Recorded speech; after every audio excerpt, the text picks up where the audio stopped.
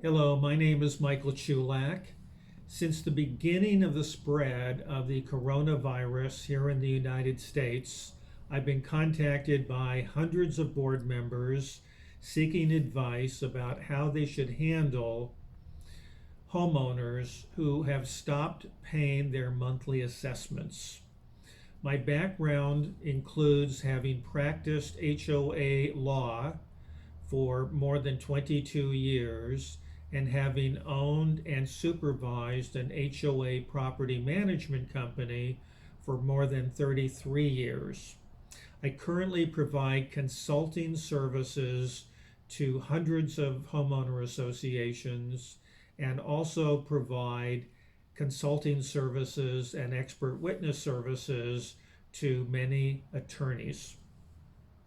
Most board members realize that many homeowners, have lost their jobs and they've lost their income or they've had their income reduced substantially. And they don't have the savings necessary to be able to draw upon funds in order to keep their assessments current. Other homeowners have not lost their jobs, but they are concerned that they will lose their jobs, and they've made a conscious decision not to pay their assessments because they are concerned and they want to conserve their funds. Still, other homeowners are just refusing to pay, and they're justifying their refusal to pay on the basis that other homeowners are not paying. And so therefore, it is unfair for them to pay the monthly costs of operating the association when their neighbors are not contributing.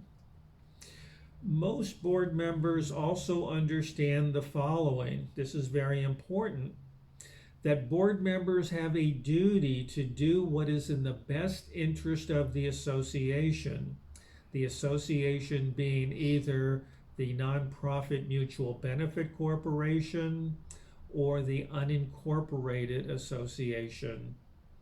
Board members also understand that they have a duty to do everything that is reasonably possible to collect assessments in order to protect the members of the association and the corporation that they serve.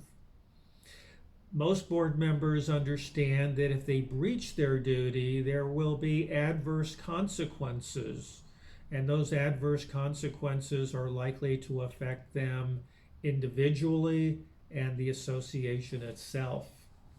And if they don't take the necessary steps to collect assessments,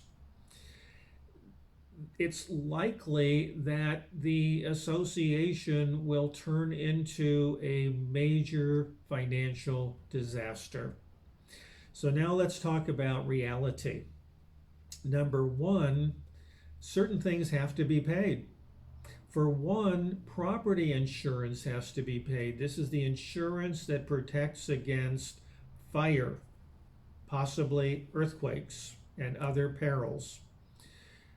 We're talking about insurance that protects against liabilities, and that would include protection against lawsuits by homeowners, against the association, and by third parties.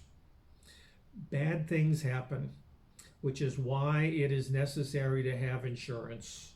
There are fires, there are earthquakes, there are injuries, there are crimes, there are broken pipes, there are roof leaks, and more.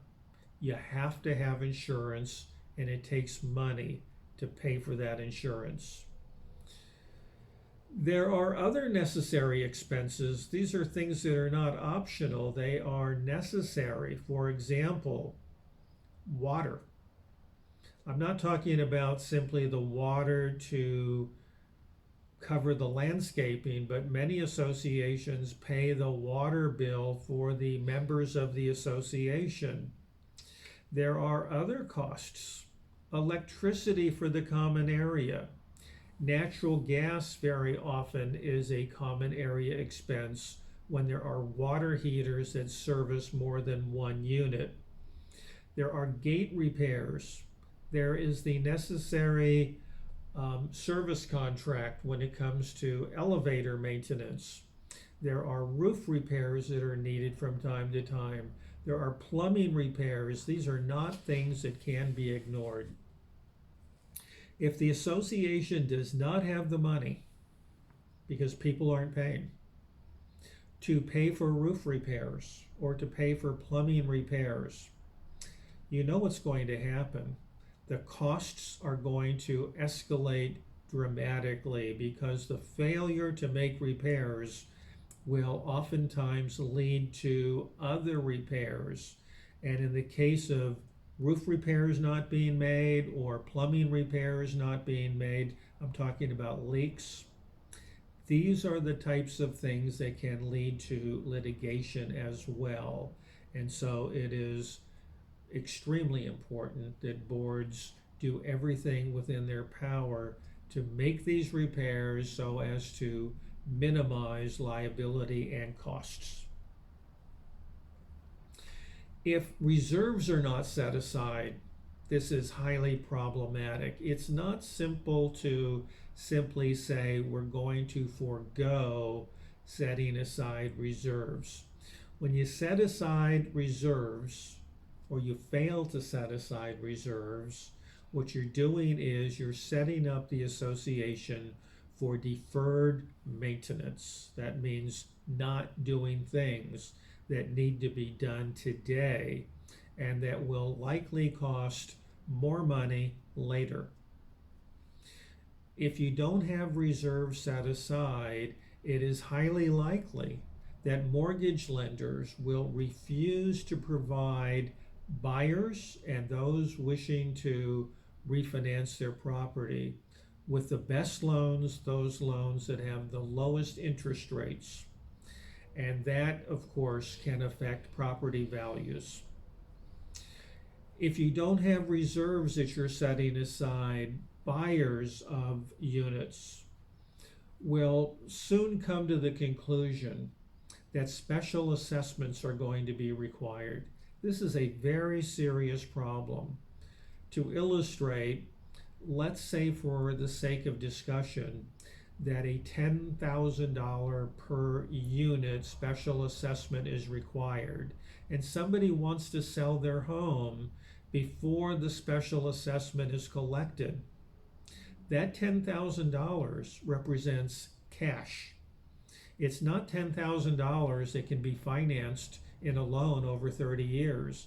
It's cash. And when you tell a buyer you have to come up with $10,000, it's highly likely that that person is going to put in a bid that will be far lower than $10,000 because, again, it's cash. So it's likely that a person putting in a bid, knowing that they're looking at this special assessment, will reduce the price that they're willing to pay by double or triple the amount of the special assessment that they are looking at having to pay.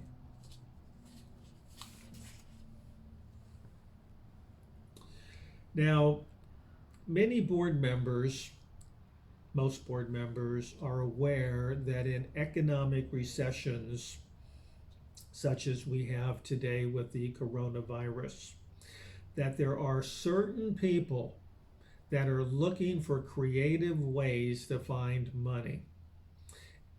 Therefore, it is particularly important that boards make sure that there are no trip hazards or other deferred maintenance that can give a homeowner or a visitor to the property an opportunity to make an easy claim against the association. This is the time to fix uneven sidewalks, potholes, railings that are loose, that sort of thing. This becomes very important because historically, when times are tough, there are certain people out there, they're looking for money. They're looking for easy money. Lawyers know this. And so you want to be very cautious and make sure your property is in good condition. In summation, nearly every board member knows that there are people suffering and that are finding it difficult to pay their assessments. And there are other people that can pay the assessments who will take advantage and not do so. Consequently, the board needs to hire a competent, knowledgeable, and compassionate company to represent the association in collecting assessments, because if you don't do it, believe me, you will suffer the consequences, and you don't want to do that. I hope this information has been helpful to you. Again, my name is Michael Chulak. I can be reached at area code 818-991-9019. Thank you for listening.